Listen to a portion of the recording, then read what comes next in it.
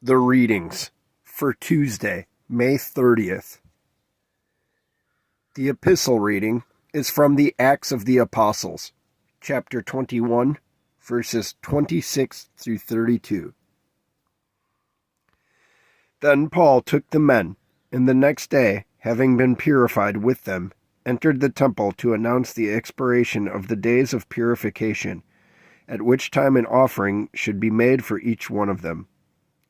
Now when the 7 days were almost ended, the Jews from Asia, seeing him in the temple, stirred up the whole crowd and laid hands on him, crying out, "Men of Israel, help! This is the man who teaches all men everywhere against the people, the law, in this place. And furthermore, he also brought Greeks into the temple and has defiled this holy place."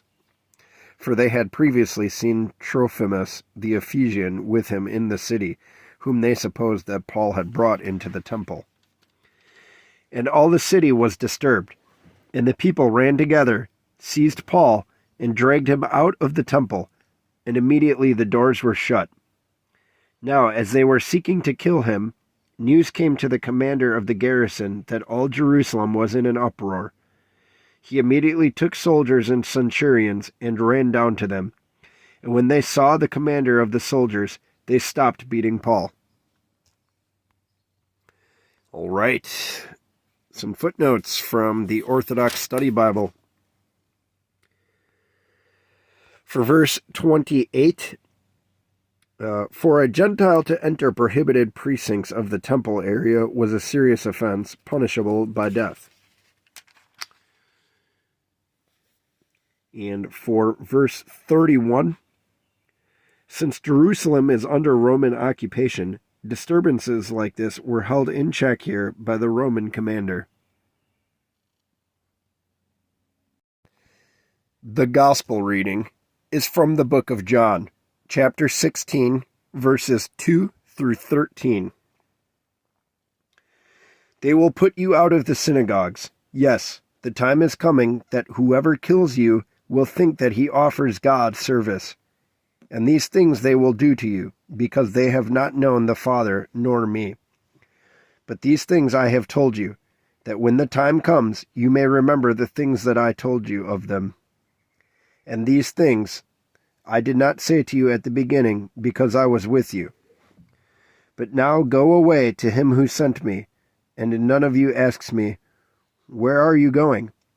But because I have said these things to you, sorrow has filled your heart. Nevertheless, I tell you the truth. It is to your advantage that I will go away, for if I do not go away, the Helper will not come to you. But if I depart, I will send him to you. And when he has come, he will convict the world of sin, and of righteousness, and of judgment.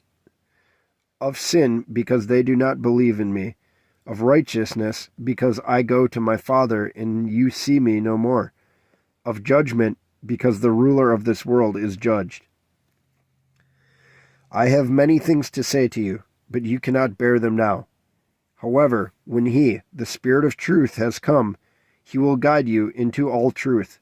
For he will not speak on his own authority, but whatever he hears, he will speak, and he will tell you things to come. All right.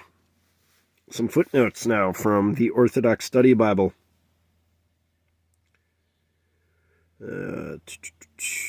So for verse 6, sorrow here means, quote, extreme grief leading to despondency or despair, end quote, which is a sinful passion. Quote, great is the tyranny of despondency, end quote, says St. John Chrysostom.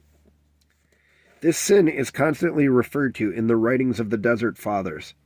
When the world persecutes the believer, or when God seems to be absent, Christians are called to fight against this despondency, taking comfort from the presence of the Holy Spirit, as noted in verses 5 through 15. For verse 7, the phrase helper, it says to see the footnote at chapter 14, verse 16. for verses 8 through 11. Through the illumination brought by the Holy Spirit, the world will be convicted, that is, proven wrong. It will be convicted concerning, number 1, its sin, the ultimate of which is denying Jesus Christ. Number 2, righteousness, as noted in verse 10, which it failed to accept from Christ with faith and thanksgiving. And number 3, judgment, as noted in verse 11, for all who reject Christ will receive the same penalty that Satan, the ruler of this world, has already received. See Matthew chapter 25, verse 41. And for verse 13, because the Holy Spirit is the Spirit of truth, and because this Spirit abides in the church is the guardian of all truth. Well, all right, everybody, that is it. Hope you guys have a blessed Tuesday. Please keep following along with these. Well, like I said yesterday, you don't have to. I'm sure there's better sources for the scriptures than me, but it means a lot if you have been listening regularly.